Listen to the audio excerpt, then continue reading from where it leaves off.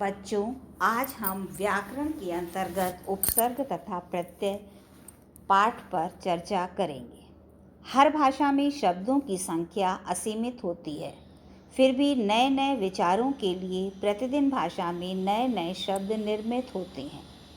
भाषा में एक शब्द से दूसरा शब्द बनाए जाने की प्रक्रिया ही शब्द रचना या शब्द निर्माण की प्रक्रिया कही जाती है।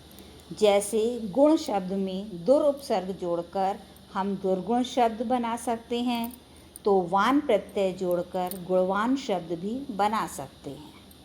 उपसर्ग मूल शब्द से पहले जुड़कर जो शब्दांश उस शब्द के अर्थ में परिवर्तन या विशेषता ला देते हैं, वे उपसर्ग कहलाते हैं।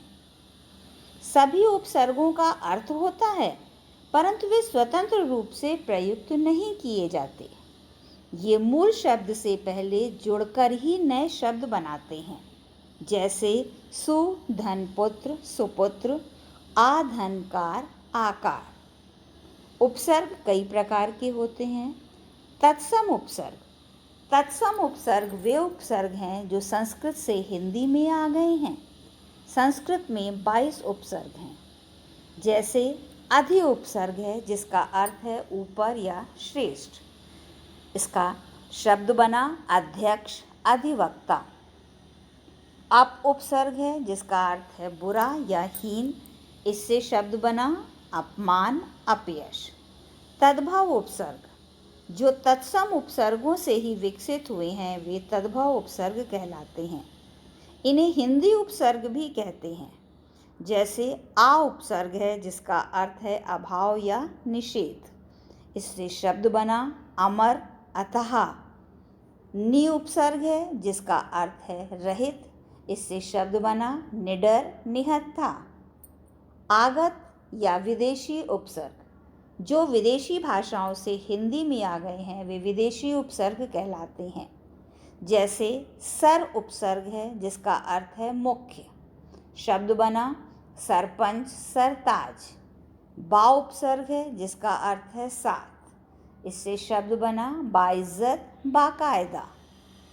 प्रत्यय जो शब्दांश शब्द के अंत में जुड़कर उसके अर्थ में विशेषता उत्पन्न कर देते हैं, प्रत्यय कहलाते हैं। जैसे सुंदर धनता सुंदरता, सुख धन ई सुखी। प्रत्यय के प्रकार। कृत प्रत्यय जो प्रत्यय क्रिया शब्दों में लगकर संज्ञा और विशेषण शब्द बनाते हैं, कृत प्रत्यय कहलाते हैं। जैसे लिख क्रिया में आवट प्रत्यय लगकर शब्द बना लिखावट। रख क्रिया में वाला प्रत्यय लगकर शब्द बना रखवाला। तद्धित प्रत्यय संज्ञा सर्वनाम विशेषण आदि से जुड़कर नए शब्द बनाने वाले प्रत्यय तद्धित प्रत्यय कहलाते हैं। जैसे लोहा शब्द में आर प्रत्यय जोड़कर शब्द बना लोहार। मोटा शब्द में आपा प्रत्यय जोड़कर शब्द बना मोटापा।